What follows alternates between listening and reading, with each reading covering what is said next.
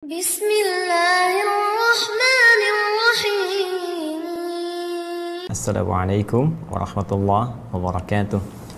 Alhamdulillahi rabbil alamin, wassalatu wassalamu ala rasulillahil karim, nabiyyina Muhammadin wa ala alihi wa sahbihi wa dhurriyyatihi wa ummatihi ila yaumiddin, wa ba'du. Pada golongan yang ketiga yang kita masih dalam pembahasannya, Allah Subhanahu wa taala mengingatkan kita bahwa dalam konteks berkehidupan, khususnya dalam interaksi secara sosial, kita akan temukan di antara manusia ada tipe yang ketiga, yaitu golongan orang munafik. Ya.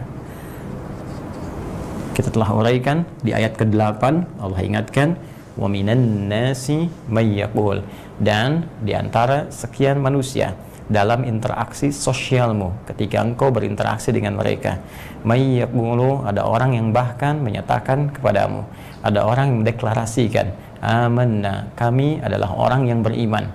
Saya sering katakan, ketika seseorang mengatakan saya beriman, ketika sekelompok orang mengatakan kami beriman, maka konsekuensi dari iman itu menuntut hadirnya amal soleh. Ya, perhatikan rumusan yang selalu saya tegaskan. Iman itu selalu didefinisikan dengan penggabungan antara dua bagian utama. Ya, yang pertama adalah faktor keyakinan tanpa ragu. Ya, jadi kalau sudah iman itu nggak boleh ragu. Ya, jangan ada ragu sedikit pun. Karena itu ketika Al-Quran membuka surah Al-Baqarah, kalimatnya jelas menggunakan kalimat la raiba fi, dzalikal kitabu la raiba fi. Kan isi Al-Quran ini semuanya akan jadi petunjuk bagi orang takwa, jangan pernah diragukan kandungannya. La raiba fi hudal lil muttaqin. Kemudian bagaimana menghadirkan keyakinan itu sehingga tidak ragu bagi orang takwa, dan Al-Quran isi menjadi petunjuk, alladzina yu'minuna bil ghaib, ya, yaitu syarat kita mendapatkan petunjuk dari Al-Quran, syarat mendapatkan manfaat, syarat meningkatkan takwa, maka tuntutan pertama alladzina yu'minun, orang yang selalu yakin tanpa ragu. Jadi iman menuntut keyakinan yang paripurna 100%. Ya, jangan kurangi sedikit pun. Jangan pernah ada keraguan. Jadi kalau Allah sudah firmankan, kerjakan.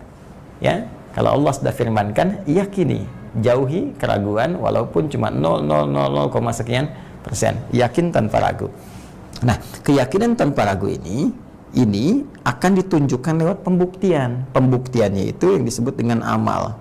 Jadi, ketika seseorang berkata, saya beriman, maka dia telah mengungkapkan keyakinan dari dalam dirinya tanpa ragu yang menuntut pembuktian. Pembuktiannya inilah yang akan dibuktikan, diwujudkan lewat amalan. Karena itu, ketika seseorang berkata, saya beriman, maka pernyataan itu tidak akan didiamkan oleh Allah, tapi akan diuji dengan perintah, ya, ataupun larangan. Yang keduanya ini sesungguhnya ya ingin membuktikan atau menguji bagaimana keseriusan iman seseorang yang mengatakan itu sehingga bisa berwujud sebuah amalan. Perintah itu kan, teman-teman sekalian, ya, wujudnya berupa amal. Ketika Allah berkata, dirikan sholat, itu kan perintah. Wa aqimus sholah, tunaikan sholat, itu perintah. Maka bagaimana mengerjakan perintah itu? Muncul amalan, tunaikan oleh kita sholat. Karena itu setelah kalimat iman diucapkan, menyusul kalimat sholat. Al-Baqarah ayat 3, masih ingat? Alladzina yu'minuna bil ghaib wa yuqimunas sholah. Ketika seseorang mengatakan, saya beriman pada Allah yang gaib, yang tak tampak dalam pandangan saya, tapi saya meyakininya tanpa ragu. Apa pembuktiannya? Ya, buktikan lewat amalan. Apa itu? Salat, kerjakan. Ada amalan. Ya, pun demikian ada larangan.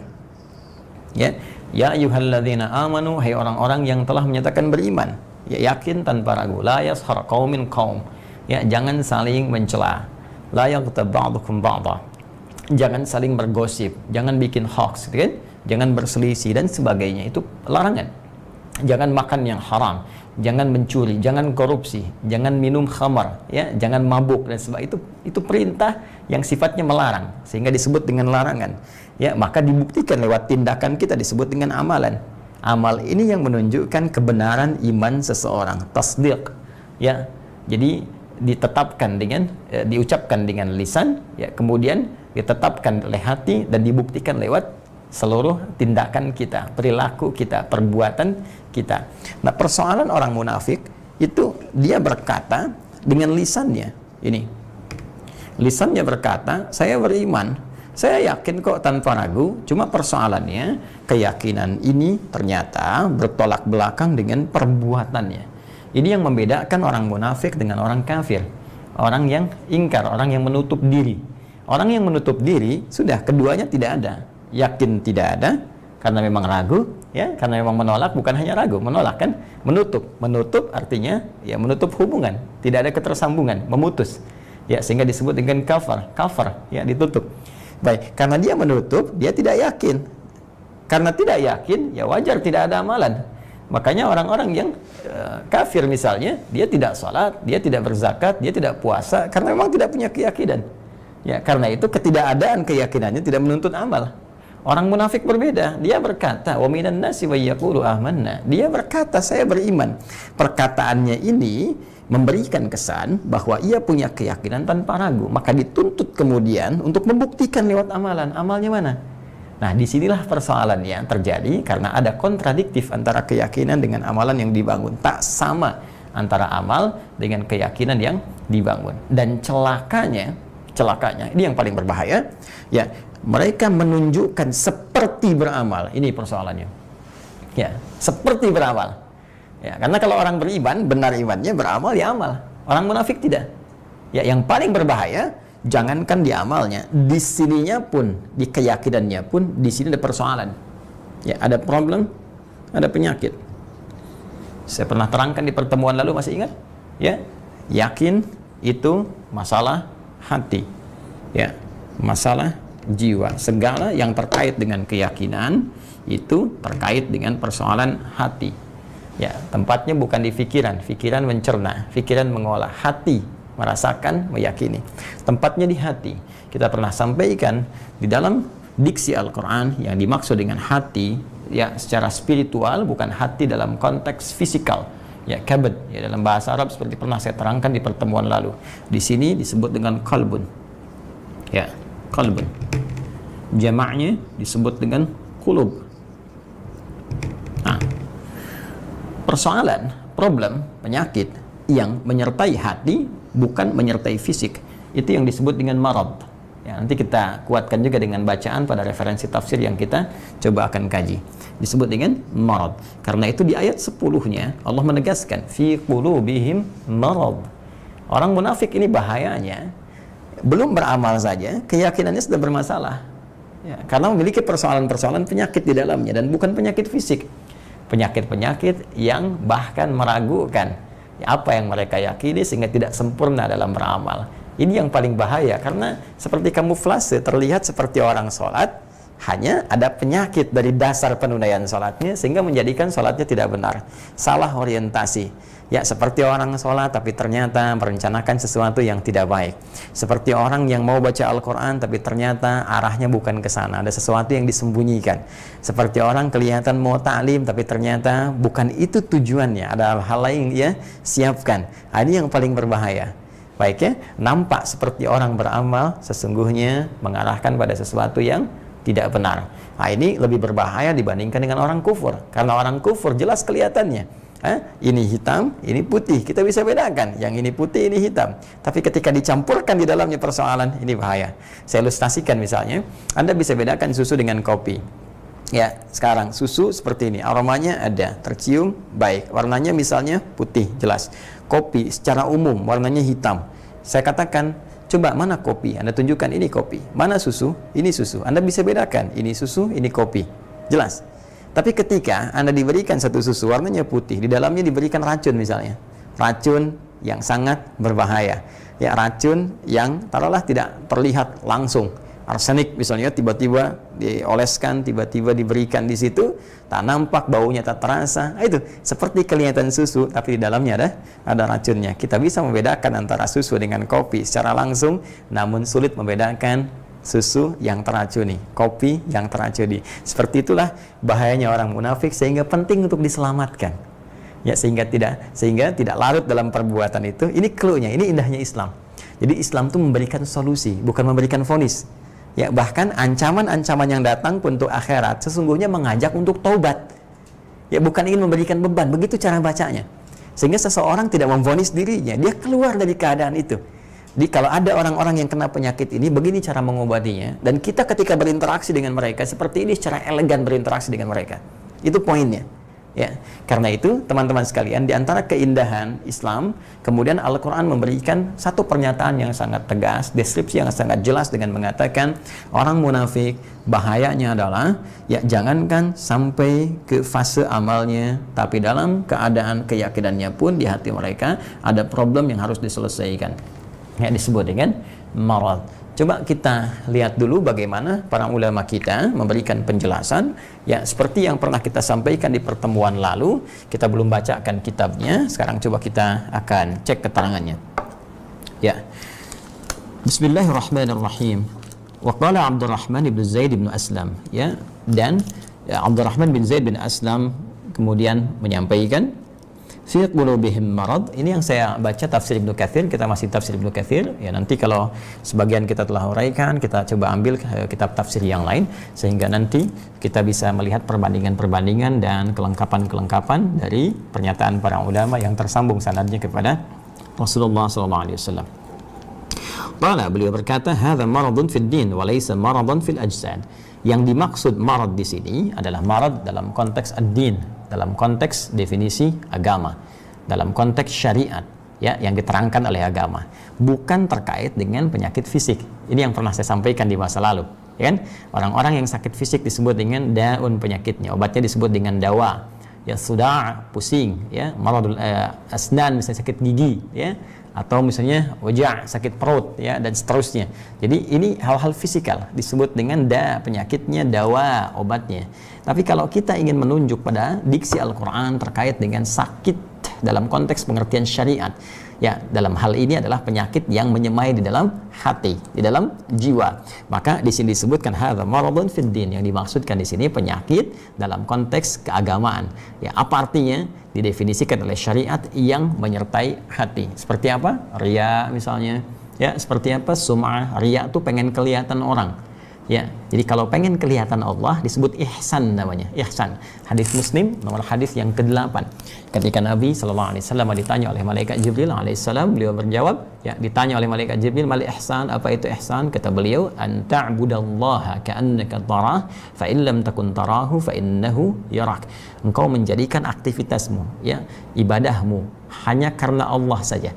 Ya, hanya karena Allah, merasa dilihat oleh Allah sekalipun engkau tak mampu melihatnya. Ya, merasa dilihat oleh Allah sekalipun kau tak mampu melihatnya. Jadi ketika kita sedang sholat, rasakan Allah menatap, mengawasi kita. Ketika baca Al-Quran, rasakan Allah langsung mendengar apa yang kita bacakan, mengawasi kita. Bahkan saya sering katakan, ketika beraktivitas pun Anda diminta untuk berbuat maksiat pun rasakan Allah mengawasi. Ya, sehingga dengan perasaan itu Allah sering mengatakan, ya, basirum bima ya'malun, Allahu bima ta'maluna basir. Allah dengan semua yang kau kerjakan itu Maha mengawasi. Allah mengawasi apa yang mereka kerjakan, apa yang kalian lakukan. Jadi kalau kita menghadirkan suasana itu, demi Allah saya katakan, itu cara cepat untuk terbebas dari maksiat. Ada yang mau nyogok, kita merasa Allah melihat, apa enggak malu ini menerima sogokan dilihat Allah? Ya, Anda dilihat manusia aja malu, masa dilihat Allah enggak malu? Berzina kan sembunyi-sembunyi itu orang karena takut ketahuan manusia. Apa enggak merasa Anda ditatap oleh Allah? Ya, ada yang korupsi, ada yang mencuri, ada yang menipu dan sebagainya. Jadi kalau kita menghadirkan suasana ihsan dalam hidup kita, maka insya Allah terjaga dari perbuatan maksiat dan selalu berada pada track yang benar. Ya, dan orang-orang semacam ini itu orang-orang yang disebutkan dalam Al-Quran sebagai orang yang diberikan jaminan oleh Allah untuk bisa memasuki level surga yang sangat indah di taman surganya. Ya, kebiasaannya mereka berbuat ihsan di muka bumi. Itu ada di Quran surah ke-51, ya, ayat 15 sampai 16 itu, ya, innal muttaqina fi jannati wa uyun. Ada sebagian orang takwa nanti yang tinggalnya di taman surga. Akhidina ma atahum rabbuhum. Mereka mendapati apa yang dijanjikan oleh Rabbnya. Allah anugerahkan kenikmatan besar, ya, kenikmatan yang sangat luar biasa. Terbukti janjinya. Ya, siapa mereka itu? Innahum kanu qabla dzalika muhsinin. Mereka saat di dunia itu banyak beramal dengan sifat ihsan. Jadi ihsan adalah upaya beramal serasa ditatap oleh Allah, diperhatikan, diawasi. Lawannya disebut riya. ingin kelihatan manusia. Ingin kelihatan khalik disebut ihsan, orangnya muhsin, ingin kelihatan manusia disebut dengan riya.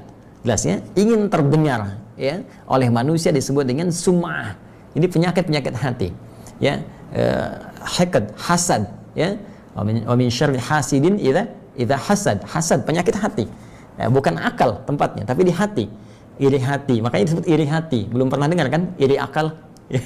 Ya, ada iri hati ya. Baik, karena tempatnya di mana? Di jiwa. Nah, ini persoalan-persoalan orang munafik itu banyak penyakitnya itu ya, yang melekat pada jiwa mereka, pada hati mereka. Di situ ada iri hati seperti Abdullah bin Ubay bin Salul yang pernah saya sampaikan, ya Rasul Munafiqin, Abul Munafiqin, bapaknya orang-orang munafik yang sifat nifak itu di Madinah muncul, ya pionirnya Abdullah bin Ubay bin Salul karena iri hati terhadap keadaan Nabi SAW. Dari sini muncul berkembang penyakit lain, penyakit ria, pengen kelihatan oleh Nabi sholat padahal di hatinya ada penyakit. Setelah itu kemudian berusaha untuk memprovokasi, ya ada agitasi, ada provokasi.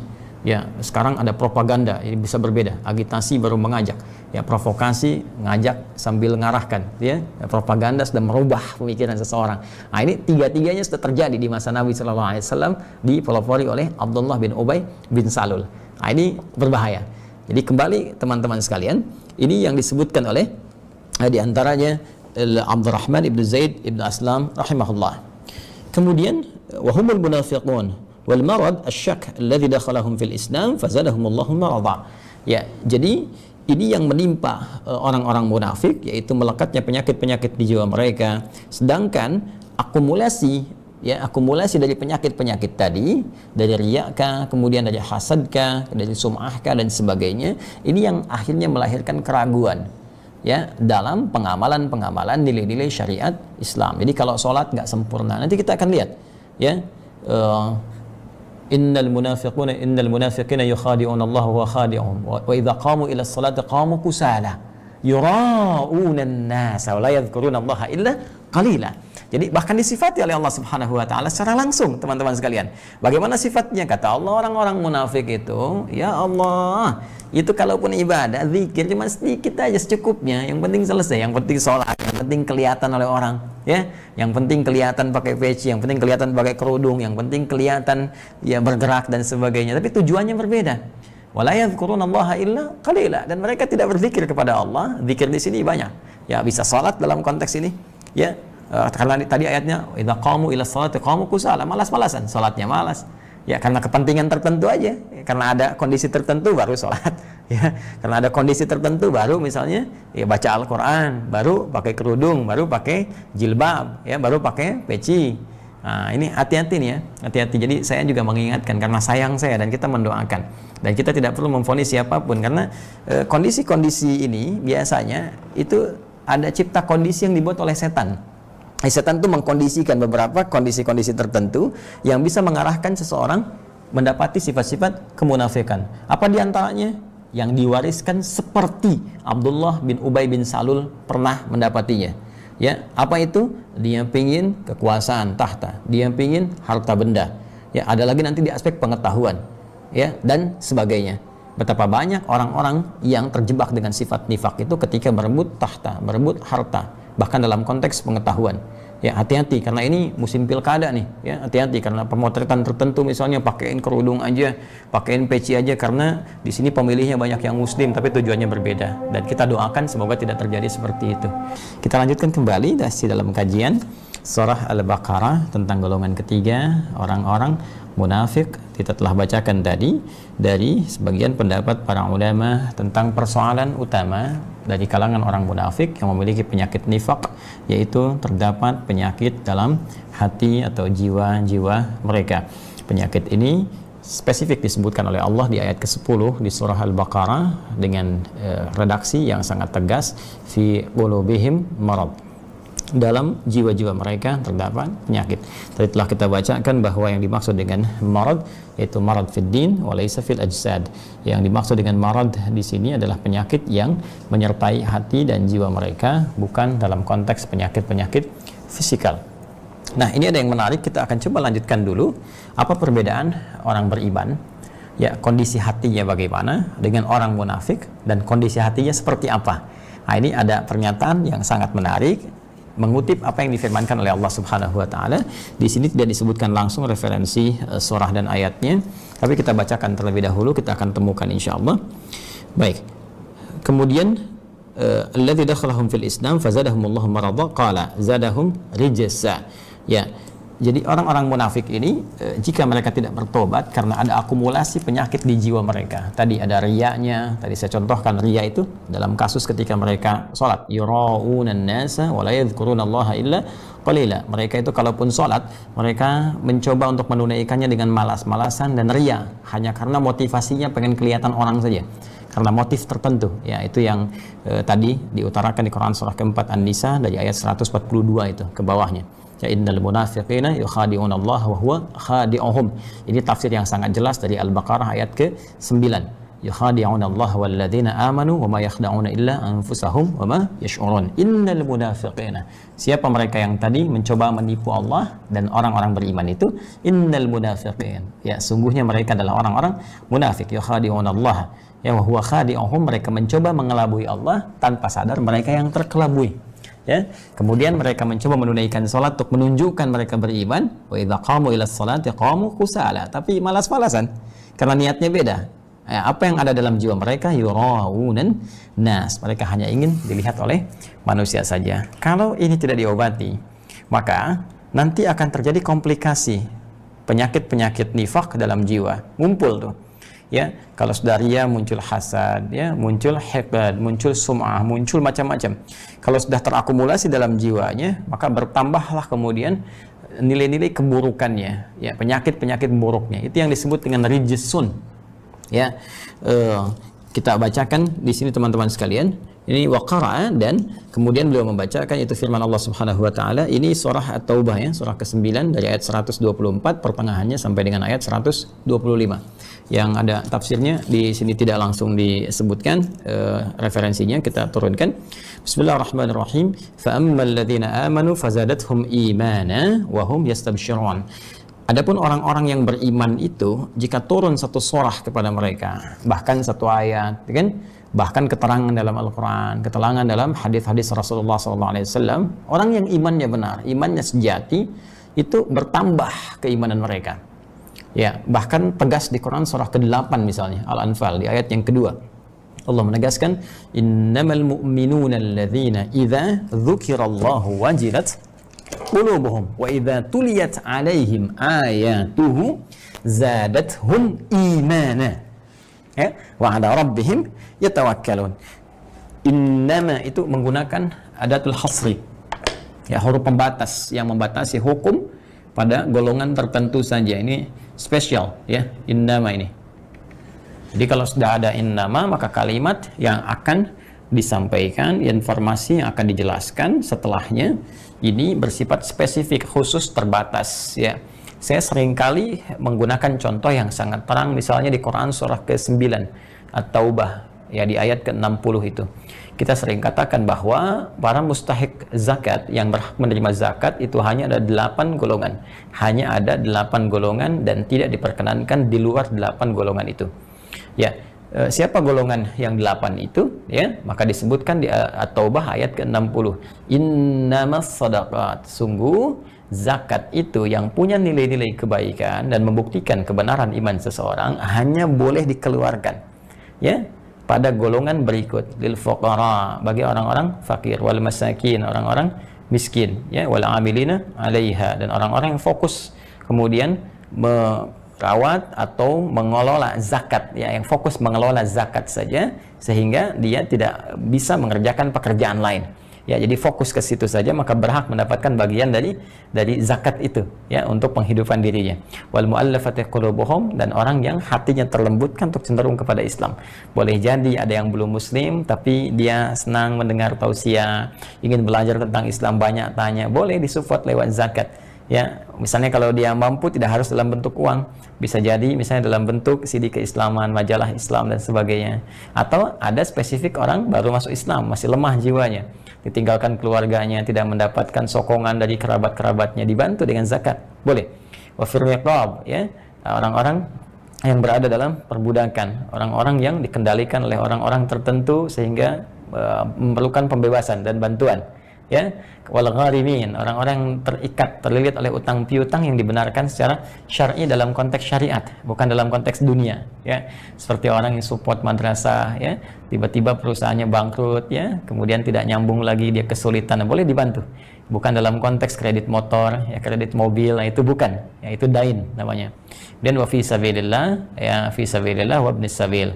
Kemudian ke-8 ibnu sabil. Jadi 8 golongan saja. Di luar 8 ini tidak diperkenankan. Ya, yatim boleh tidak? Boleh dengan syarat yatimnya punya sifat 8 ini. Yatim yang fakir boleh, yatim yang miskin boleh. Tapi yatim yang punya harta warisan 100 triliun misalnya, nah, itu tidak berhak menerima zakat walaupun dia yatim. Infak boleh. Infak sebagai hadiah bisa, terpisah karena bukan bagian dari zakat dalam konteks zakatnya, ya, dalam konteks zakatnya, karena infak nanti ada yang sifatnya sunnah. Ya, seperti ke orang tua itu infak, bukan zakat. Al-Baqarah ayat 215. Yas'alunaka madza yunfiqun. Mereka bertanya padamu Muhammad sallallahu alaihi wasallam tentang apa dan kepada siapa infak itu harus dilakukan. Qul ma anfaqtum min khair falil walidain. Katakan jika kalian ingin infak, ya maka ambil yang terbaik, berikan kepada golongan terbaik, di antaranya satu walidain, orang tua. Orang tua tidak dizakati, orang tua diberikan infak. Jelas ya? Nah, jadi kembali ke sini. Jika ada kata innama, ini menunjukkan batasan. Adatul hasri dalam ilmu nahwu, ya. Adat al-hasr. Nah, insan beriman itu oleh Al-Quran, keimanan sejatinya diungkap dengan menggunakan kata innama. Di Quran surah ke-8 tadi saya sebutkan ayat kedua, innamal mu'minuna, ya, innamal mu'minuna, sungguh ciri orang beriman sejati itu hanyalah sebagai berikut. Jadi kalau kita ingin mengecek keimanan kita masih real tidak, masih baik tidak, maka di antara cirinya ini yang paling pokok. Idza dzukirallahu wajilat qulubuhum. Jika disebutkan nama Allah, idza dzukirallahu, idza dzukirallahu, idza dzukirallahu. Saya hapus dulu ini ya. Idza dzukirallahu. Ciri pertama, ini yang paling dasar, yang paling standar, yang paling pokok. Jadi kalau yang pokok ini hilang, persoalan serius. Ya, persoalan serius. Idza dzukirallahu, jika disebutkan nama Allah, wajilat qulubuhum, ada getaran, ya, dalam jiwanya. Ada semacam sensasi tersendiri, ada pancaran gelombang, ada satu efek kejut dalam jiwa yang mengingatkan Allah. Gitu kan? Baik. Nah, ini menarik nih, ya. Apa yang menjadi menarik? Karena Allah dengan pernyataan ini kemudian memberikan pembuktian dengan mengetes kepada kita untuk mengukur apakah nilai keimanan itu masih bersemayam dalam jiwa atau tidak. Maka dalam sehari, setiap pergantian waktu yang kita alami selama 24 jam, disebutkanlah nama Allah, ya, diperdengarkan kepada telinga kita, ke pendengaran kita, untuk bisa mengecek apakah masih ada pancaran gelombang keimanan dari jiwa itu, adakah efek kejut yang mengingatkan itu. Maka setiap pergantian waktu dalam sehari, ya, dibagi menjadi 5 bagian. Ada subuh, ya, tibanya fajar, zuhur, ya kan, mulai terang benderang keadaannya, kemudian asar, mulai akan memasuki waktu terbenamnya matahari, maghrib, mulai terbenam matahari, hilang sama sekali isya, mulai gelap, sampai tumbuh subuh lagi. Setiap pergantian waktu ini, di 5 waktu, itu diperdengarkan kemudian nama Allah Subhanahu wa Ta'ala. Diperdengarkan ke pendengaran kita, ke telinga kita. Telinga dalam bahasa Arab disebut dengan udhun, jamaknya disebut dengan adhan. Adhan, ada yang menyebut adhan dengan nida, panggilan, ada yang mengaitkan dengan pendengaran. Tapi korelasinya, keduanya tersambung. Panggilan yang tersambung ke pendengaran kita, untuk bisa menguji apakah di jiwa kita masih ada keimanan pokok yang mengingatkan kita dengan Allah atau tidak. Karena itu, orang-orang beriman, jika disebutkan nama Allah, Allahu Akbar, itu pasti akan ada sesuatu di jiwanya. Demi Allah saya katakan, orang yang beriman itu pasti, ya, ada getaran di jiwa, wajilat qulubuhum, langsung tuh Allah sudah adzan. Ya, walaupun sholat seketika belum ya tunaikan. Ya, semakin kuat imannya, nanti pancaran gelombang itu semakin tinggi, semakin menguat pancaran gelombangnya. Bahkan sebelum disebutkan namanya, sebelum dikumandangkan azannya, itu sudah ada getaran pada jiwanya yang mengingatkan ia nanti sebentar lagi azan. Itu bisa terjadi, ya, bisa terjadi. Ya, zuhurnya misalnya jam 11.45, itu jam 11 sudah lihat jam terus tuh. Sebentar lagi azan ya, berapa menit lagi, berapa menit lagi. Bahkan kadang-kadang dia coba beli jam yang menunjuk waktu sholat misalnya, untuk mengetahui. Itu menunjukkan bahwa imannya begitu kuat. Ya, hubungannya dengan Allah itu begitu luar biasa. Hati-hati kalau getaran itu mulai menurun, azan, mulai komen, sudah azan, tapi baru azan, belum qomat.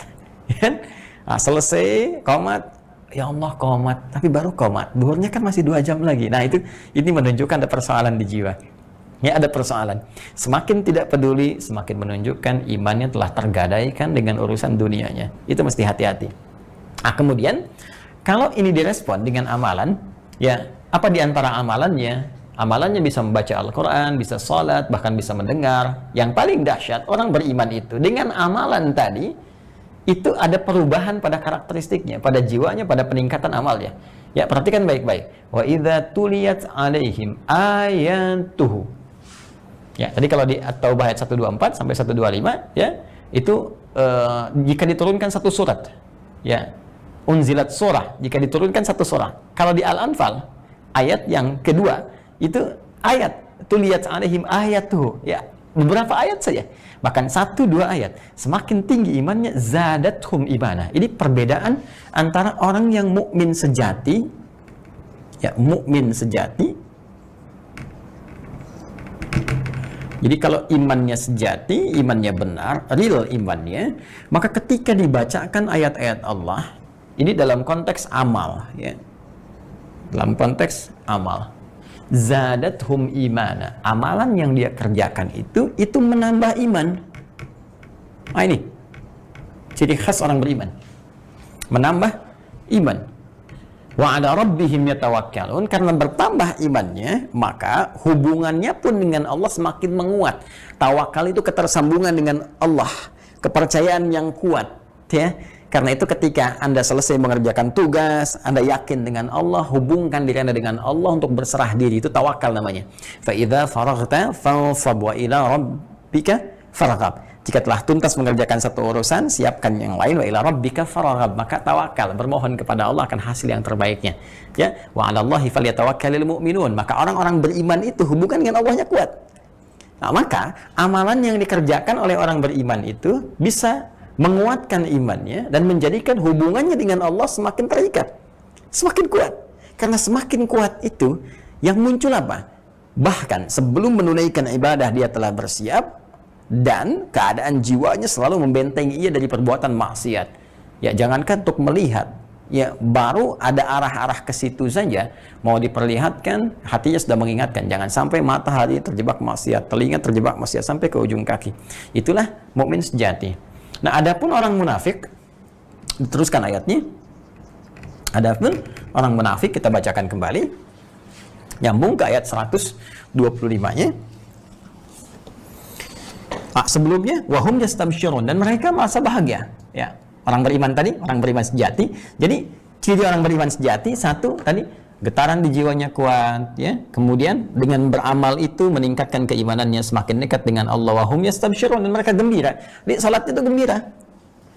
Masya Allah. Jadi turun perintah salat, turun satu ayat gembira, satu surat gembira. Ada perintah salat, gembira salatnya. Jadi bukan karena terpaksa gitu ya. La ikraha fid din. Jadi nggak ada paksaan dalam menunaikan nilai-nilai keagamaan. Yang masuk Islam juga tidak ada paksaan, yang berislam juga tidak ada paksaan. Di salatnya dia nikmati. Salatnya nikmat, baca Qurannya nikmat, kan, puasanya nikmat, dan senang aja menjalani itu semua.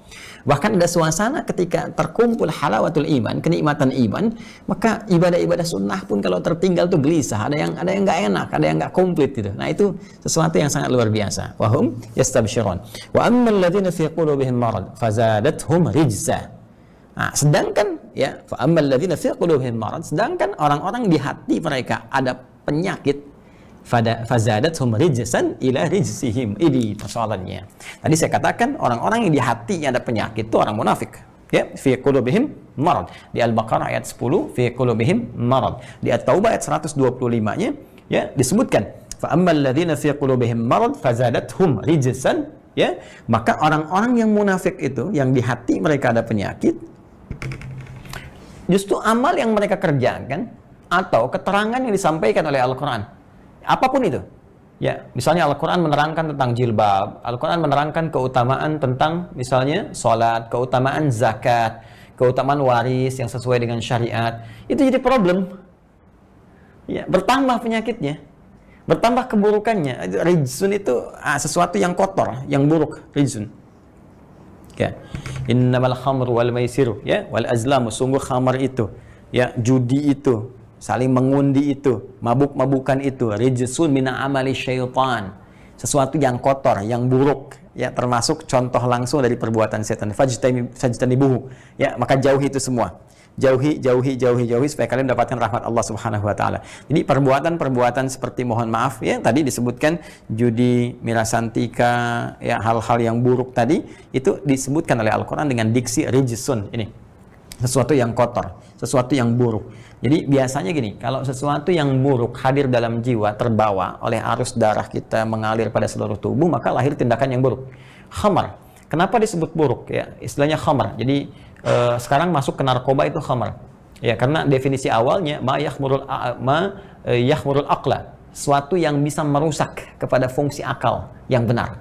Ya, jadi kayak bukan cuma mohon maaf ya minuman keras misalnya kan dengan segala jenisnya, tapi juga narkotika, ya, sabu kah itu, ekstasi kah itu, macam-macam kah itu, ganja kah itu dan sebagainya, itu merusak kepada fungsi akal dengan benar. Sehingga ketika itu dikonsumsi misalnya masuk ke dalam tubuh, beredar melalui darah ke seluruh tubuh kita, maka berpengaruh kepada akal, tanpa sadar keluarlah kemudian hal yang buruk dalam tindakan. Apa yang terjadi? Kalau sudah isinya buruk, ya perilakunya buruk. Makanya jangan heran kalau orang yang mabuk tiba-tiba kata-katanya meracau, tindakannya buruk, terjadi perbuatan yang lebih dahsyat lagi, tingkat kriminal yang lebih buruk lagi. Ya, ada yang merampok, membegal, membunuh, merkosa dan sebagainya, sesuatu yang waliyadzubillah, kita berlindung kepada Allah Subhanahu wa taala dari perbuatan itu semua. Itu rijsun. Jadi karena dalamnya buruk, keluarlah perilaku buruk. Itu rijsun namanya. Nah, orang munafik itu disebut oleh Al-Qur'an demikian. Ya. Karena ada kompleksitas dalam jiwanya. Riya itu kan buruk. Hasad itu buruk. Ya kan? Sum'ah itu buruk. Karena ada dalam jiwa qalbun, maka disebarkan itu ke seluruh tubuhnya. Dibawa ke seluruh tubuh, maka keluarlah kemudian respon yang buruk. Makanya jangan heran kalau orang munafik kata-katanya buruk. Ya? Jangan heran kalau orang munafik perilakunya buruk. Jangan heran kalau orang munafik itu tindakannya buruk. Bahkan yang paling dahsyat tadi, ya, mereka bukannya bertambah baik dengan amal itu, malah bertambah buruk. Makanya nggak heran kalau Abdullah bin Ubay bin Salul itu sholat bisa dekat dengan Nabi, tapi setelah sholat memprovokasi orang. Siapa sih Muhammad memecah belah kita aja? Kalau dia punya masjid, kita bikin masjid yang lain. Dirar. Tapi disiapkan untuk berbuat buruk kepada Nabi Sallallahu Alaihi Wasallam. Jadi jangan heran kalau ada orang-orang tertentu, ya, kalau turun ayat-ayat Al-Quran di zaman Nabi Sallallahu Alaihi Wasallam, bagi orang beriman menerima gembira. Bagi orang munafik karena ada penyakit di jiwanya buruk, maka komennya pun buruk. Ya, bukan like, share and comment lagi. Bukan cuma dislike, tapi langsung komennya buruk gitu. Nah, ini muncul demikian. Ya, kalau Al-Quran sudah tidak turun lagi, sudah sempurna, selesai sebagai pedoman kehidupan. Nah, kontekstualnya kekinian adalah ayatnya sudah ada, tapi kalau ada orang mengaku beriman masih berpandangan buruk pada ayat-ayat Al-Quran, itu dipertanyakan. Jangan-jangan ada dugaan yang sangat kuat terkontaminasi oleh virus ini. Ya, virus kemunafikan itu yang paling bahaya. Ya, karena itu kalau ada turun tentang ayat jilbab, orang beriman gembira. Ya, ayat tentang sholat, orang beriman gembira. Ayat tahajud, orang beriman gembira. Tapi kalau ada orang sewot dengan orang tahajud, orang sewot dengan orang berjilbab, ya kan? Orang nggak senang dengan orang ke masjid misalnya, ya, dan itu disampaikan oleh orang yang mengaku beriman, maka ada persoalan di dalamnya. Dia berkata, saya muslim kok, saya beriman kok, tapi nggak harus berpakaian begitu. Hei, emang harus seperti apa sih suka? Jadi coba dicek dulu gitu kan. Oh, itu nggak perlu tahajud kok. Ya, ayat tahajudnya ada, Anda kan muslim. Ya, Anda tidak tahajud, ya tidak mengapa, tidak harus dipaksakan. Tapi ketika Anda menyoal orang lain yang mengerjakan itu, ada persoalan. Jelas ya? Nah, jadi kalau ada orang mengaku beriman, saya muslim, saya beriman, kan? Saya Islam, saya iman, tapi tiba-tiba menyoal hal-hal tertentu yang sesungguhnya harus dikerjakan oleh orang beriman atau dikerjakan oleh orang lain untuk meningkatkan imannya, kemudian disoal. Ini tanda pertama ada sesuatu yang tidak tepat dalam dirinya. Nah, itu untuk evaluasi kita ya, sama-sama. Jadi kita tidak menghukumi 1-2 orang. Di Anda juga jangan tiba-tiba mengungkap, oh ini maksudnya si fulan, oh ini ya. Lalu yang paling bahaya dipotong video saya. Nah, ini yang paling tidak tepat. Ini kejahatan yang berlipat. Ini tidak boleh ya. Yang saya maksudkan ini keterangan terbuka yang Allah tunjukkan kepada kita untuk kita menilai diri. Kalau kita terbebas dari perbuatan ini, bersyukur kepada Allah, minta perlindungan. Ya Allah, lindungi saya sampai wafat, bebaskan dari penyakit ini, supaya Allah jaga. Tapi kira-kira kalau ada yang terkontaminasi, kelihatan, oh kayaknya saya deh ini kemarin begini. Oh kayaknya saya nih yang sedang dipengaruhi seperti ini. Segera bertobat. Ya, segera bertobat. Ya, hati-hati ya. Awas, hati-hati. Terlebih kalau ada di jiwa Anda was-was begini. Maksudnya kamu nih, nuduh Ustadz ini udah begini. Tiba-tiba dia gerakan tangan Anda supaya berbuat yang tidak baik lagi. Itu agak parah penyakitnya. Dan bermohonlah kepada Allah dalam kebaikan. Ingat ya, setiap orang punya hak untuk berubah menjadi soleh. Maka tinggalkanlah segala perbuatan salah. Ya, catat ya, jadikan sebagai status. Nah, balik sini ya. Jadi ini yang telah kita bacakan di kitabnya. Yang dimaksud qala syarran ila syarrihim wa dalalatan ila dalalatihim. Tadi seperti yang saya sampaikan, syarran ila syarrihim. Jadi yang dimaksud rijzan ya ila rijzihim, itu yang dimaksudkan adalah bertambah keburukannya. Jadi mohon maaf karena perbuatan zalim yang menempatkan sesuatu bukan pada tempatnya itu terkontaminasi dengan penyakit buruk tadi ada, sehingga tidak menambah kebaikan, menambahnya keburukan aja. Ya, sama kalau baca Quran juga begitu. Wala yazidul zalimina illa khasara. Quran surah ke-17 ayat ke-82. Bagi orang-orang yang zalim, apalagi punya penyakit di hatinya, Quran nggak jadi obat, nggak jadi rahmat, tapi menghadirkan hanya kerugian-kerugian saja. Jadi kita cek dulu. Ya, kalau ada penyakit-penyakit itu nggak senang orang lain, misalnya ada nikmat yang baik, nggak senang orang lain berubah baik. Ya, bukan karena ingin meniru. Kalau ingin meniru, ghibtah namanya. Ghibtah. Ya, misalnya Anda melihat, oh, saudara saya nih udah hafal Quran, ya, terus dia sudah mulai, ada anak kecil misalnya sudah mulai 5 juz, terus kemudian ada yang 20 juz, ada yang 30 juz, terus Anda merasa saya juga harus seperti dia. Bukan dia saja yang bisa, saya pun insya Allah mampu. Nah, ini menunjukkan bahwa ada semangat namanya ghibtah. Ya, ghibtah, bukan dengki di sini. Ini yang dimaksud oleh Nabi, la hasada illa fitnatain. Tidak boleh punya perasaan iri hati kecuali terarahkan kepada ghibtah dengan dua kondisi. Rajulun atahullahul Quran, ya, seorang yang diberikan oleh Allah anugerah Al-Quran. Ada yang riwayat lain ilmu, ya, ilmu atau hikmah. Tapi di sini kebanyakan juga menempatkan pada dua hal, yaitu Al-Quran atau ilmu pengetahuan.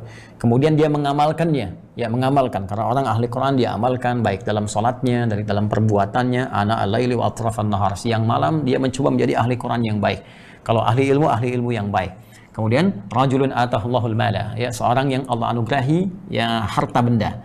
Ya, kemudian fayunfiqhu ana al-lail wa atrafan nahar, dia mencoba untuk menginfakkan hartanya niatnya karena Allah Subhanahu wa taala. Boleh. Ya. Ya, crazy rich Indonesiaan misalnya kan. Tapi arahnya ke infak, arahnya ke pakai yang baik-baik, datang setiap ada musibah. Karena itu kadang Allah uji dengan musibah. Ini ada puting beliung di sini, ini ada bencana ini, untuk menyentuh mana nih peluang amal bagi orang-orang yang Allah titipkan harta, karena akan dihisab. Gampang kok ditukar oleh Allah, hilang hartanya semua semalam. Ya, terjadi banjir, ke bawah semua hilang. Lantas apa yang bisa dibanggakan di hadapan Allah? Bebannya kena, hisabnya berlaku, tapi harta nggak dapat, pulang juga, kemudian nestapa di hadapan Allah Subhanahu wa ta'ala. Jadi ini yang coba kita bawa, kita arahkan pada nilai-nilai kebaikan dan nilai-nilai kebenaran. Nah, wa dhalalatan ila dhalalatihim juga cenderung menyesatkan. Ini menunjukkan bahwa virus nifak ini bisa menular. Jadi kalau satu orang kena, dia bisa membawa yang lain. Ya, dhalalatan ila dhalalatihim. Jadi ini bisa buruk, bisa tersesat, dan juga bisa menyesatkan. Ini yang paling bahaya. Ya, jadi hati-hati teman-teman sekalian. Fi qulubihim marad fazadahumullahu marada walahum adzabun alimun bima kanu yakdzibun. Ini yang mau saya tekankan. Jadi Allah memberikan sebuah hukum yang seperti sering saya ilustrasikan, wa laisa kamitslihi syai'. Ya, tidak pernah ada yang serupa, mirip-mirip pun tidak dengan apa yang Allah sampaikan. Untuk lebih memudahkan, saya ingin berikan ilustrasi di dunia kita, ya. Bagaimana cara memahaminya? Sederhana, teman-teman. Ini sering saya sampaikan. Jika di satu sekolah, di kampus di dunia mahasiswa misalnya, atau di sekolah umum, ya, terdapat sebuah hukum. Misal di kampus rektor membuat sebuah ketetapan, siswa yang merokok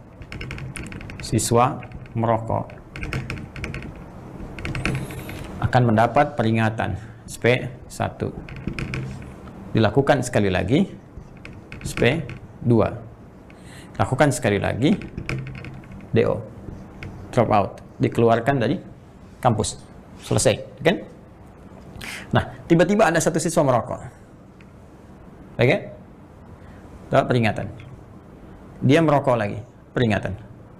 Dia merokok lagi, maka kena DO dia. Saat dia masuk kampus, kesepakatan yang dibangun dia tanda tangani. Tanda tangani, ya, kalau dia melakukan ini, dia mendapatkan seperti ini konsekuensinya. Baik. Sepakat. Nah, ketika seorang siswa melakukan ini 1, 2, dan 3 sampai dia keluar, maka hukum berlaku. Maka rektor menandatangani keputusan DO-nya, drop out-nya, keluar, dikeluarkan dari kampus. Baik, pertanyaannya, apa dan siapa yang mengeluarkan dia? Baik, ternyata pada persoalan apa kita nggak ada masalah. Apa yang mengeluarkan dia? Perbuatan dia yang merokok. Siapa yang mengeluarkan dia? Kebanyakan orang melihat rektor yang mengeluarkan dia. Ya, rektor memecat dia dari kampus, rektor mengeluarkannya. Tapi sesungguhnya bukan rektor yang mengeluarkan dia. Dia sendiri yang mengeluarkan dirinya dari kampus ini karena perbuatannya. Ya, rektor itu hanya menunaikan kesepakatan, tugasnya itu. Jelas ya? Karena sesungguhnya yang mengeluarkan pribadi orang ini, perbuatan dia. Karena pekerjaan itu, rektor harus menegakkan keadilan. Anda bikin satu komitmen, jadi tegakkan itu. Kalau tidak menegakkan, rektornya melanggar hukum. Salah dia. Ya, tidak adil di sini. Maka ditegakkanlah nilai itu supaya ada keseimbangan dalam membuat sebuah putusan dan aktivitas yang berlanjut dengan baik. Nah, sekarang perhatikan baik-baik. Banyak sering kita temukan redaksi dalam Al-Quran. Ingat, tidak cukup dipahami dengan belajar terjemahan saja, lantas salah mengartikan. Itu fatal. Kita mesti belajar ke ilmunya. Ya, ilmunya ada nahwu, ada saraf, apalagi sampai kepada balaghah. Misal, saya beri contoh. Di ayat ke-10, bahkan sebelum-sebelumnya, ya, nanti kita akan temukan kalimat di ayat 10, fi qulubihim marad, fazadahumullahu marada, fazadahumullahu marada. Jika Anda baca terjemahan saja, maka jadi persoalan. Ya, di hati orang-orang munafik itu ada penyakit, maka Allah tambahkan penyakit pada diri mereka. Nah, Anda akan bertanya, apakah Allah menambahkan penyakit pada hambanya? Berarti Allah zalim kan? Ya kan? Nah, kalau sampai sini, ini masalah. Ayat 7, khatamallahu ala qulubihim wa ala sam'ihim wa ala absarihim ghishawah. Khatamallahu ala qulubihim, Allah mencap hati mereka. Ya, ada kekufuran. Baik ya? Wa ala sam'ihim, di pendengaran mereka tertutup. Ya, mengunci, Allah mengunci hati mereka. Kalau Allah bisa mengunci sih kalau baca terjemahan saja. Tapi kalau kita baca ilmunya dengan pendekatan ilmu balaghah misalnya, seperti saya ilustrasikan tadi, maka Anda bisa memahami. Fi qulubihim marad, di hati mereka ada penyakit. Kemudian penyakit itu mulai meluas. Ya, karena nggak pernah diobati. Terus-terusan dipertahankan. Dipertahankan. Ditambah lagi. Udah ria, baru ria. Harusnya tobat. Tambah lagi sama iri hati. Tambah lagi sama dengki. Ya, tambah lagi sama dendam. Ya, apa konsekuensinya? Tadi, kalau dia satu kali mengerjakannya, dia kembali jadi baik. Tapi tambah lagi, ada persoalan. Tambah lagi, ada persoalan. Terakumulasilah di situ. Ya. Sedangkan Allah punya hukum. Apa hukumnya? Allah dengan sifat adilnya menetapkan. Di awal sudah ada, ini hukum universal. Ini hukum syariat. Dalam hukum universal pun, ada hukum yang berlaku untuk semua. Yang mengikat untuk seluruh manusia. Baik itu orang beriman atau tidak beriman. Itu hukum universal. Misal, kalau belajar, pintar. Tidak belajar, tidak pintar. Kalau bekerja dengan serius, terkumpul harta benda. Tidak, bisa nestapa hidupnya. Ya, misal, kalau minum, makan yang kotor-kotor, yang jelek-jelek, yang buruk-buruk, bisa sakit. Itu hukum universal. Ya, Anda misalnya mohon maaf, ya soleh, rajin tahajud, hafal Quran, 30 juz dan sebagainya. Tapi maaf, makanannya kotor. Ya, makanannya basi, minumannya buruk, ya sakit juga. Itu hukum universal namanya. Ya, pun demikian dalam syariat pun seperti itu ada hukum. Ya, dengan keadilan Allah. Kalau nggak ditetapkan begitu, Allah nggak adil. Yang sholat dapat pahala, yang nggak sholat nggak dapat pahala. Ketika sholat, tok dituliskan. Ya, malaikat Allah tetapkan, malaikat kan menuliskan ada pahala. Ya, setiap satu perbuatan baik 10 kebaikan. Ya, apa namanya? Dia kerjakan Quran surah ke-6 ayat 160. Ya, siapa manja abil hasanati falahu asyru amsalihha. Siapa yang mengerjakan satu perbuatan baik bernilai pahala.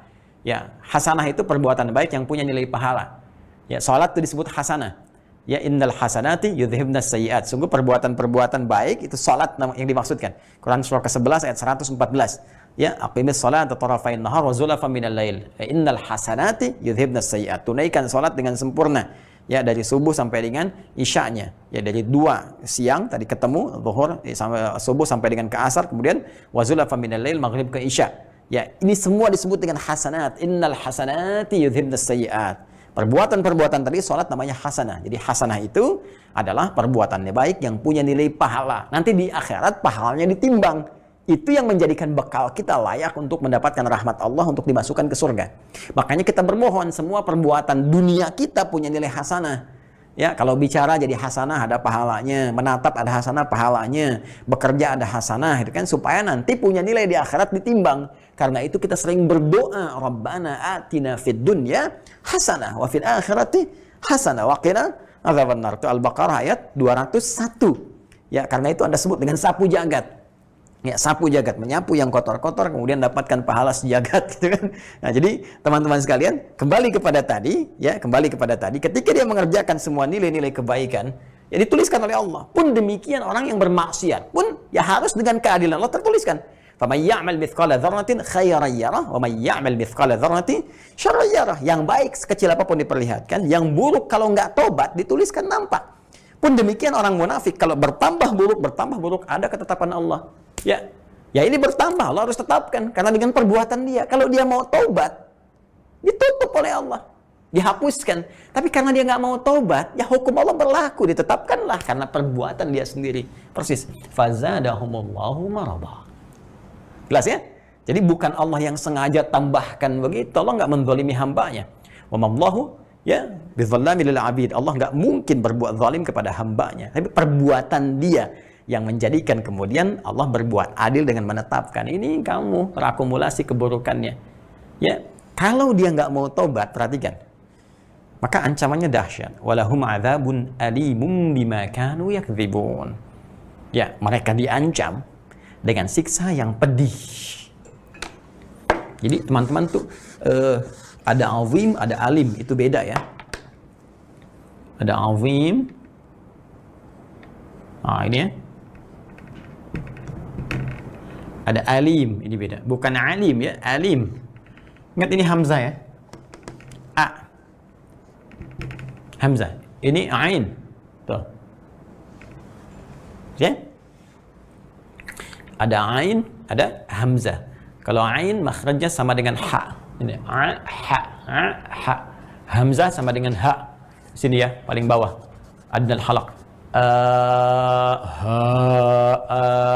Kan? Baik. Nah, kalau yang tanpa kepala begini, ini alif ya, alif.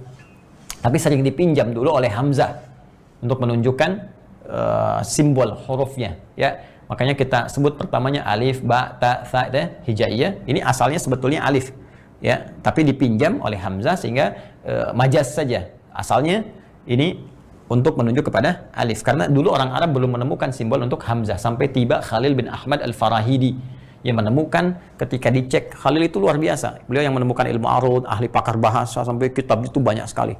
Ketika beliau mencari di mana huruf-huruf itu keluar, ya makhraj itu tempat keluar. Dicek satu-satu, ditemukan hamzah dekat dengan ha sama ha.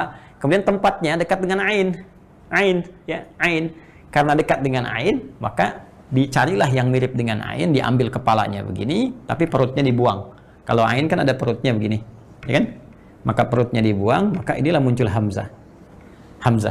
Ya, karena sudah kandung awalnya dekat dengan alif, ya, kekerabatan supaya tidak dipisahkan, maka ini disatukanlah ke sini untuk menunjukkan maknanya. Jadi kekerabatan yang tak terpisahkan antara hamzah dengan alif. Jadi kalau ada di sini kepalanya begini, ini bukan ain tapi apa? Hamzah. Nanti satu saat belajar ilmu aswad yang teman-teman STUH juga nanti akan belajar dengan saya di ilmu aswad dengan izin Allah Subhanahu wa taala. Kita nanti akan share apa yang telah saya pelajari. Ya, seperti kalau sudah ada alif ya. Nah, nanti yang menarik kenapa disebutkan 29 tapi dituliskan 28 huruf hijaiyah itu, ya. Huruf hijaiyah itu disebutkan 29 tapi dituliskan 28 ya. Ini kan alif sudah jadi hamzah wasal, alif ba ta tha. Sebetulnya yang disebut alif ini hamzahnya hamzah wasal Ya, tapi kenapa di ujung kemudian nanti muncul lagi ada lam dengan alif, disebutnya lam alif. Kok bisa tidak dengan la? Nah, itu nanti kita akan belajar di kajian ilmu aswad ya lain kali. Sekarang ke sini dulu. Jadi kalau baca Quran, awas ya. Yang ini yang ini azim, alim, bukan alim ya. Alim berilmu, mengetahui, maha mengetahui, alim. Alim pedih. Azim, besar, dahsyat. Besar, dahsyat. Nah, ini dua-duanya diawali dengan kalimat azab. Azabun azim, azabun alim. Ya, azabun azim, azim ditemukan di ayat ke-7. Pertama kali di Al-Quran disebutkan di ayat ke-7 surah Al-Baqarah. Quran surah kedua ayat 7. Khatamallahu ala qulubihim wa ala sam'ihim wa ala absarihim ghishawah wa lahum adzabun azim. Ya, wa lahum adzabun azim. Ini yang pertama. Jadi untuk orang-orang yang kufur, orang-orang yang menutup dirinya mereka ya terhadap Allah Subhanahu wa taala, jelas sudah nutup diri, hitam. Ya, putih dengan hitam gampang dibedakan. Ini sudah menutup dirinya sendiri. Maka ancamannya kalau tidak taubat, tidak kembali, adzabun azim. Orang munafik ya ancamannya walahum adzabun alim, bukan azim. Ya bima kanu yakdzibun. Gini, saya ilustrasikan. Perhatikan baik-baik. Saya akan coba bawakan kepada Anda misal seperti ini. Ini ada masker misalnya ya. Masker seperti ini. Ya. Kalau masker ini saya ilustrasikan, saya ingin timpa tumbuk ya. Saya dengan ini tumbler nih. Ya, taruhlah ini visualisasikan saja batu misalnya, batu sekecil ini, lalu ditimpa begini. Ya kan? Seperti ini ya. Nah, sekarang perhatikan baik-baik. Benda yang sama ditimpa yang 100 kali besarnya dari ini, yang masanya pun 100 kali dari ini. Beratnya, besarnya. Ya. Baik, kalau mau ilustrasi paling gampang, manusia ditimpa gunung. Tuh, ya. Manusia ditimpa gunung. Nah, itu namanya azim. Adzabun azim. Jelas? Ya, tapi kalau begini, maaf ya. Ini disobek-sobek dulu nih. Disobek-sobek dulu, sobek-sobek dulu, sobek-sobek dulu, sobek-sobek dulu, sobek-sobek sampai hancur, baru ditimpa. Tak, tak, tak, tak, tak. Ya, coba kalau teman-teman ke dapur masak, ya, ibu yang akhwat sedang masak, iris-iris misalnya kan, iris-iris tomatnya, iris-iris bawangnya, pernah bikin cabai, ya kan? Iris-iris, baru diulek kan? Nah, itu alim namanya. Ini kalau tomatnya langsung digini, deng, azim. Ini kalau ayah ikhwan lihat sedang ibu bikin sambal, tomatnya langsung di sini, bapaknya langsung komen, mama, walahum adzabun azim. Adzabun azim. Tapi kalau diiris-iris dulu, baru di tak, adzabun alim. Orang munafik, ancaman siksanya bukan langsung diberikan tapi diiris dulu tuh, supaya merasakan kepedihannya. Ya. Kenapa? Yang ini sudah jelas ingkarnya. Dari awal sudah mendeklarasikan dirinya, saya ingkar kok, saya menutup diri. Jelas. Tapi yang ini mengaku iman, ini masalahnya. Dia mengaku iman, ya cuma membahayakan orang beriman. Dan nggak kelihatan seperti orang beriman sholat, seperti orang beriman berpakaian seperti itu. Cuma di balik semua penampilannya itu ternyata ada rencana-rencana yang sangat buruk yang membahayakan orang beriman dan mencoba menipu Allah Subhanahu wa taala. Karena itu siksanya itu dibedakan oleh Allah dengan siksa dengan orang yang sekedar ingkar saja. Walaupun nanti tempatnya bisa jadi sama-sama di neraka Jahannam. Ya, itu ditemukan di Quran surah keempat di ayat yang 140. Paling kiri sebelah bawah di mushaf standar. Ya, wa qad nazzala 'alaikum fil kitabi an idza sami'tum ayatillahi yukfaru biha wa yustahza'u biha fala taq'udu ma'ahum hatta yakhudhu fi haditsin ghairihi innakum idzan mithluhum innallaha jami'ul munafiqina wal kafirina fi jahannam jami'a. Sungguh Allah akan mengumpulkan orang munafik dan orang-orang yang kafir, orang ingkar di neraka Jahannam semuanya. Cuma sama-sama di neraka Jahannam, cuma kualitas siksaannya berbeda. Semoga kita tidak termasuk di dalamnya. Waliyadzubillah, kita berlindung kepada Allah Subhanahu wa taala. Dan jangan dianggap ringan karena semua kita niscaya ya sudah pasti akan wafat, akan meninggal. Jadi kalau ingat-ingatlah akhirat, pasti kita akan ada perubahan-perubahan dalam hidup kita. Ini poinnya. Ya, kenapa kemudian ya dia mendapatkan ancaman seperti ini? Bima kanu yakdzibun. Ya, yakdzibun. Ya, karena mereka biasa dusta. Mencoba berdusta. Ya, kalau orang kafir ya jujur dalam kekafirannya. Jujur dalam kekafirannya. Ya terbuka memang. Dia katakan dia sendiri kafir. Dia katakan dia sendiri ingkar. Jadi jelas jujur dengan kekafirannya. Ini tidak, dia berdusta dengan kemunafikannya. Itu poinnya.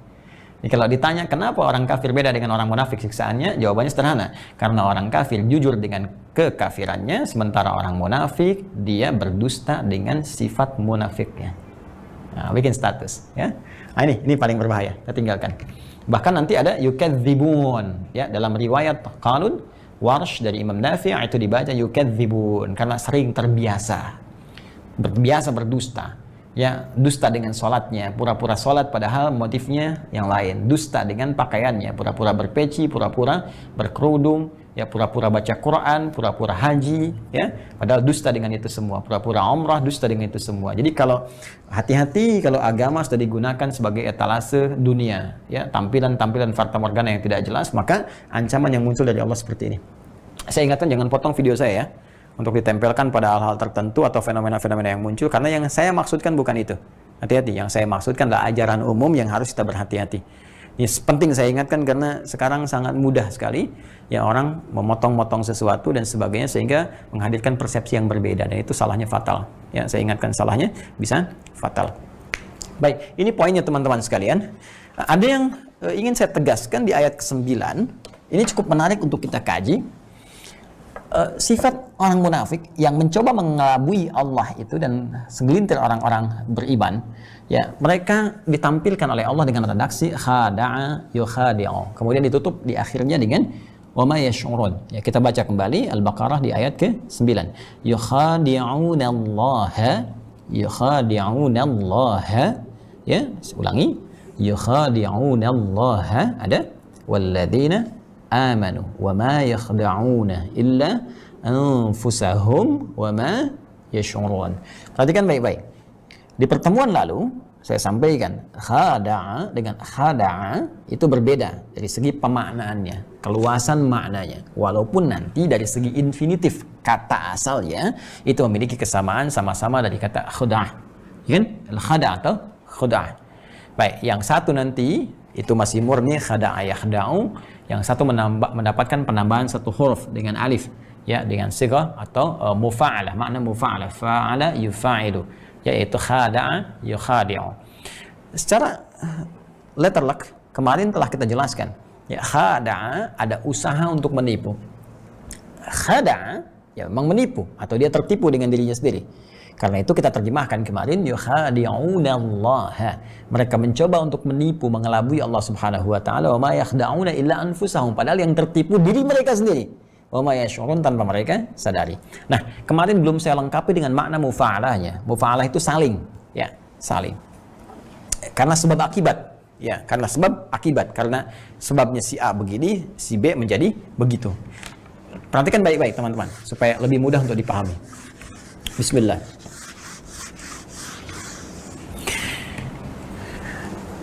Kalau saya katakan begini,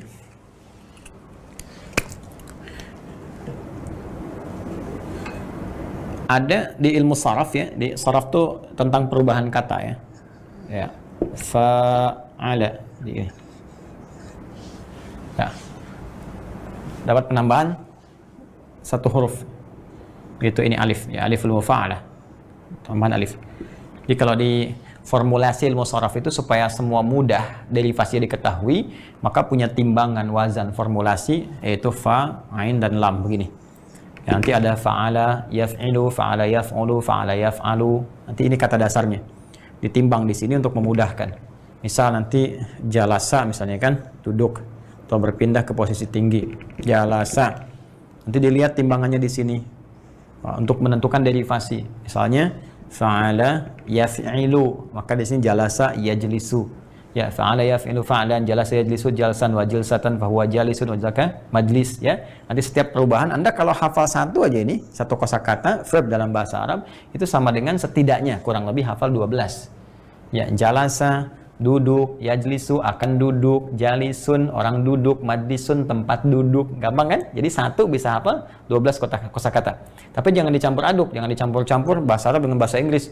Jelas saya jalisu jelas misalnya kan. Nah, itu nggak nyambung ya, nggak nyambung. Nah, ini kalau ditambah tambahan namanya mazid ya. Ya thulathi ini 3, thulathi itu 3, mazid ditambah. Tambah 1 huruf di fa'ala yufa'ilu, tambah 2 huruf tafa'ala yatafa'alu ya, ada istaf'ala yastaf'ilu ya, dan seterusnya. Nah, ini tambah 1 huruf, maka maknanya ini bisa berubah dari awalnya, ada penambahan. Kaidahnya berbunyi begini, ziyadatul mabna tadullu ala ziyadatil makna. Jika bertambah dari kalimat itu 1 huruf saja, maka ini menunjukkan perubahan maknanya, bisa meluas, bisa ada pendalaman dari itu semua. Ini penting sekali ya. Contoh cepat, misalnya tadi, ya kita turunkan dulu yang lain, teman-teman sekalian.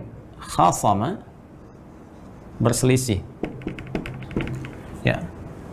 Khasama, menyelisihi, ya. Khada'a, menipu, mengelabui. Khada'a, berusaha untuk mengelabui, menipu. Nah, cuma di sini ketika ada penambahan alif ya setelah huruf pertama itu ada namanya mufa'alah. Mufa'alah itu ada dampak sebab akibat, karena sebabnya begitu ada akibatnya. Ya, sering diartikan dengan saling, padahal nanti maknanya tidak harus saling, tapi lebih cepat diartikan sebab akibat. Ya. Contoh begini, khasama itu memusuhi. Ya, saya katakan gini, khasama ya. Khasama Zaidun Amran, kan? Amran. Gini, lihat baik-baik. Ya, ini kadang-kadang tambah bawah begini, ya untuk membedakan dengan Umar. Perhatikan baik-baik. Khasama Zaidun Amran. Zaid, ya, menyelisihi, memusuhi Amr. Ya, perhatikan baik-baik. Ketika Zaid ini menyelisih atau memusuhi, tidak senang dengan Amr, bukankah terjadi hubungan akibat dari itu? Amr pun tidak baik hubungan dengan Zaid, kan? Dan seketika, kan?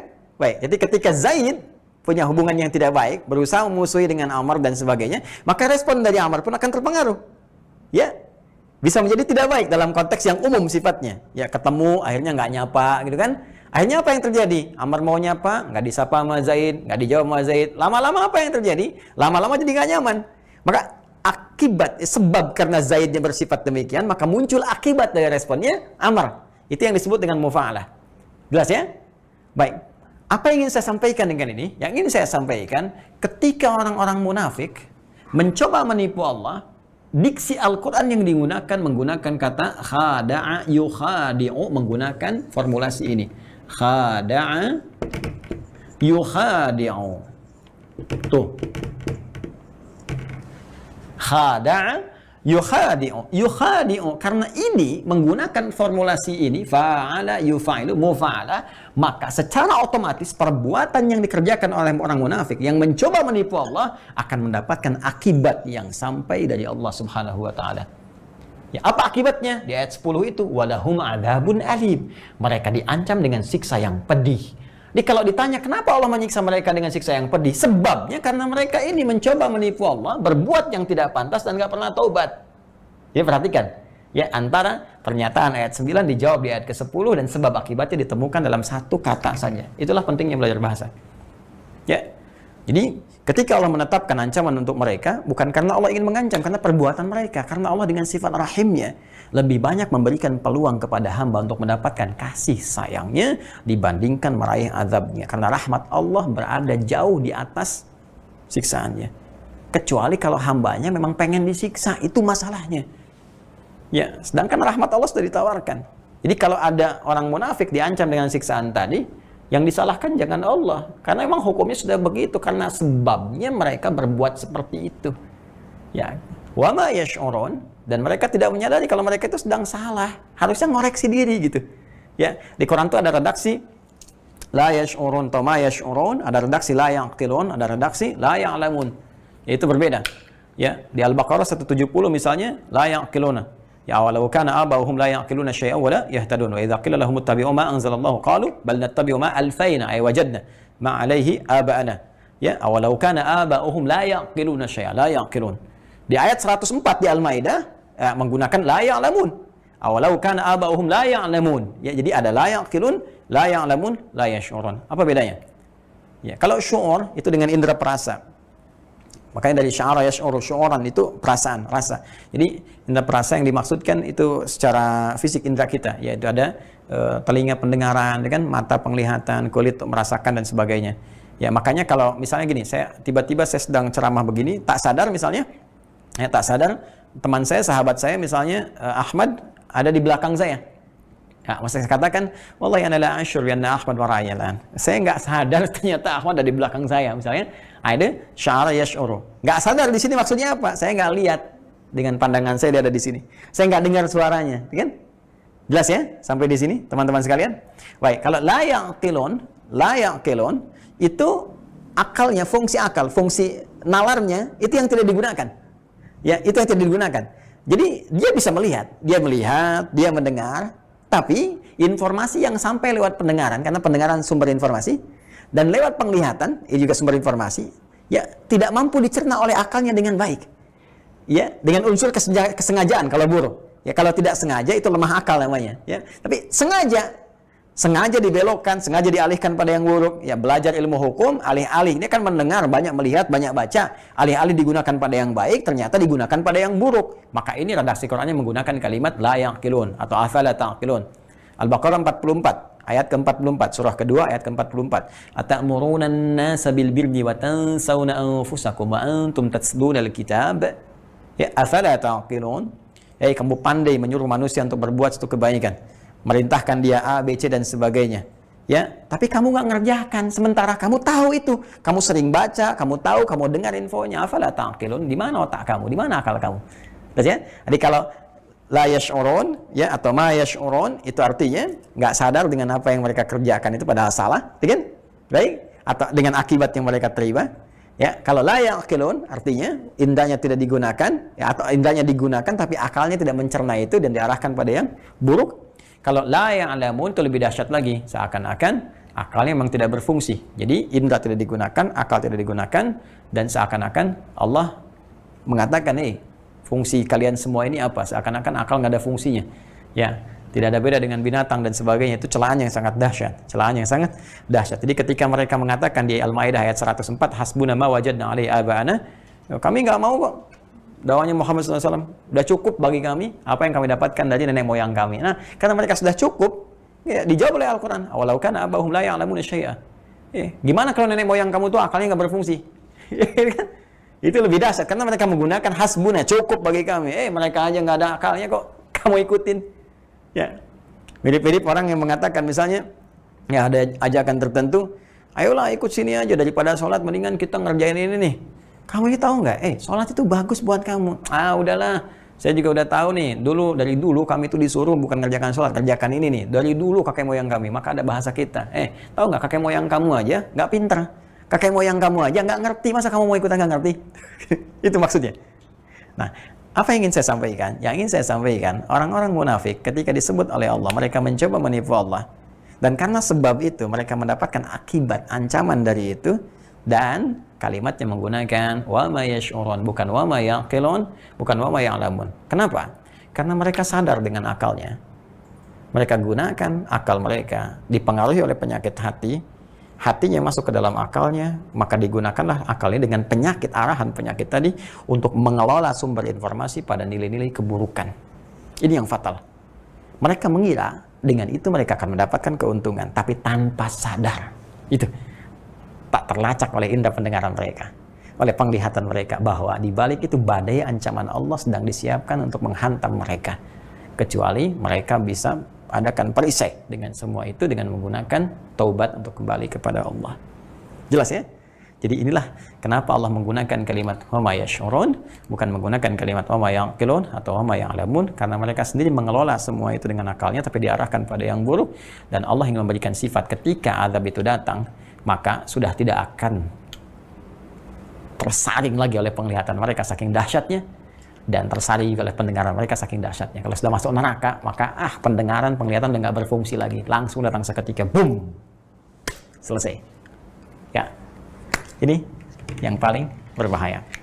Nah, sekarang pertanyaannya, jika ada yang terkontaminasi dengan semua itu, adakah jalan untuk berubah? Dan di manakah sifat kasih dan sayang Allah yang memberi kesempatan seorang hamba untuk berubah? Apakah dibiarkan orang munafik larut dengan kemunafikannya sampai dia kemudian wafat dalam keadaan munafik dan kembali kepada Allah dengan ancaman yang sangat dahsyat? Atau masih ada peluang bagi dia untuk kembali pada jalan-jalan kebaikan? Ini menjadi penting untuk kita uraikan, karena ini jadi jalan yang terang untuk meninggalkan sebuah perbuatan kotor dengan jaminan-jaminan baik